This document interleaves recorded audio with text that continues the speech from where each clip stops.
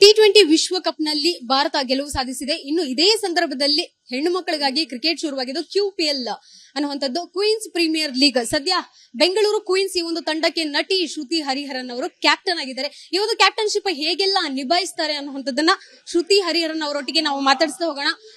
ಶ್ರುತಿ ma'am, ಎಷ್ಟು ಖುಷಿಯಾಗಿದ್ದಾರೆ, captainship ಹೇಗೆ ನಿಭಾಯಿಸ್ತೀರಾ ನೀವು? ರೈಟ್, ನಾನು ಜಾಸ್ತಿ ಕ್ರಿಕೆಟ್ ಆಡಿಲ್ಲ, ಬಟ್ ಬೇಸಿಕ್ಸ್ ಅಂತೂ ಗೊತ್ತಿದೆ. ಸೊ ಹಾಗಾಗಿ ಈಗ ನನ್ನ ಟೀಮ್ ಅಲ್ಲಿ ಸದ್ಯಕ್ಕೆ ಸ್ವಲ್ಪ ಚೆನ್ನಾಗಿ ಆಡೋ ಪ್ಲೇಯರ್ಸ್ ಇದ್ದಾರೆ. ಅವ್ರದ್ದು ಒಂದು ಗೈಡೆನ್ಸ್, ಅವ್ರದ್ದು ಒಂದು ಸಪೋರ್ಟ್ ಇಂದಾನೆ ಐ ಥಿಂಕ್ ನಾನು ನನ್ನ ಕ್ಯಾಪ್ಟನ್ಸಿನ ಮುಂದೆ ತಗೋತೀನಿ. ಅಂಡ್ ಆದಷ್ಟು ನನ್ನ ಟೀಮ್ ನ ನಾವು ಗೆಲ್ಲೋದೇ ನಮ್ ಗುರಿ. ಆದ್ರೆ ಗೆದ್ದಿಲ್ಲ ಅಂದ್ರೂ ಕೂಡ ಅಟ್ಲೀಸ್ಟ್ ಚೆನ್ನಾಗಂತೂ ಆಡ್ಬೇಕು, ಕರೆಕ್ಟ್ ಆಗಿ ಟಕ್ಕರ್ ಕೊಡ್ಬೇಕು ಅನ್ನೋ ಒಂದು ಆಸೆ ಇದೆ. So let's see. Shruti ma'am ಅಂದಿದ ತಕ್ಷಣ ನಮಗೆ ಹಾನೆಸ್ಟಿ ಅನ್ನುವಂಥದ್ದು ನೆನಪಿಗೆ ಬರುತ್ತೆ. ನ್ಯಾಯಯುತವಾಗಿರುವಂತಹ ವಿಷಯಗಳಿಗೆ ನೀವು ಧ್ವನಿ ಎತ್ತುತ್ತೀರಾ. ಸದ್ಯಕ್ಕೆ ಕನ್ನಡ ಚಿತ್ರರಂಗದಲ್ಲಿ ಆಗ್ತಿರುವಂತಹ ಒಂದು ಬೆಳವಣಿಗೆ ಬಗ್ಗೆ ಏನ್ ಹೇಳಕ್ ಇಷ್ಟಪಡ್ತೀರಾ? ಅಂದ್ರೆ ದರ್ಶನ್ ಅವರ ಒಂದು ಪ್ರಕರಣ ಇರ್ಬೋದು, ನೀವು ಸಹ ಅವ್ರ ಜೊತೆಗೆ ಸ್ಕ್ರೀನ್ ಶೇರ್ ಮಾಡಿರುವಂತದ್ದು, ಇದ್ರ ಬಗ್ಗೆ ಸದ್ಯಕ್ಕೆ ನಂದು ಏನು ಕಮೆಂಟ್ಸ್ ಇರಲ್ಲ. ಅಟ್ಲೀಸ್ಟ್ ರೇಣುಕಾ ಸ್ವಾಮಿ ಅವರ ಒಂದು ಕುಟುಂಬಸ್ಥರಿಗೆ ಏನಾದ್ರೂ ಸಾಂತ್ವನದ ಮಾತುಗಳನ್ನ ಹೇಳಕ್ ಇಷ್ಟಪಡ್ತೀರಾ? May his soul rest in piece.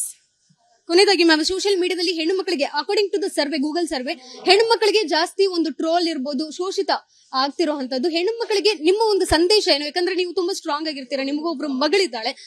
ಮುಂದಿನ ಪೀಳಿಗೆಯವರಿಗೆ ನಿಮ್ಮ ಒಂದು ಸಂದೇಶ ಏನಾಗಿರುತ್ತೆ? ಯಾವಾಗ ನೀವು ನೆಗೆಟಿವ್ ಕಮೆಂಟ್ಸ್ ನೋಡ್ತಿರೋ ನಿಮ್ಗೆ ರಿಪೋರ್ಟ್ ಮಾಡಕ್ಕಾಗತ್ತೆ, ಬ್ಲಾಕ್ ಮಾಡಕ್ಕಾಗತ್ತೆ, ಅದನ್ನ ಮಾಡ್ತಾ ಇರಿ. Eventually it will get blocked.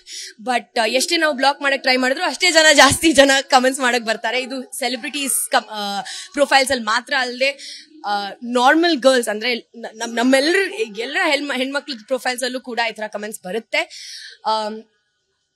ಯಾವುದೇ ವಿಷಯ ಇದ್ರು ಒಳ್ಳೇದು ಇರುತ್ತೆ, ಅದ್ರಲ್ಲಿ ಕೆಟ್ಟದ್ದು ಇರುತ್ತೆ. ಸೊ ಹಾಗಾಗಿ ಸೋಷಿಯಲ್ ಮೀಡಿಯಾದಲ್ಲೂ ಕೂಡ ಕೆಲವೊಂದು ಕೆಟ್ಟ ವಿಷಯಗಳಿದೆ.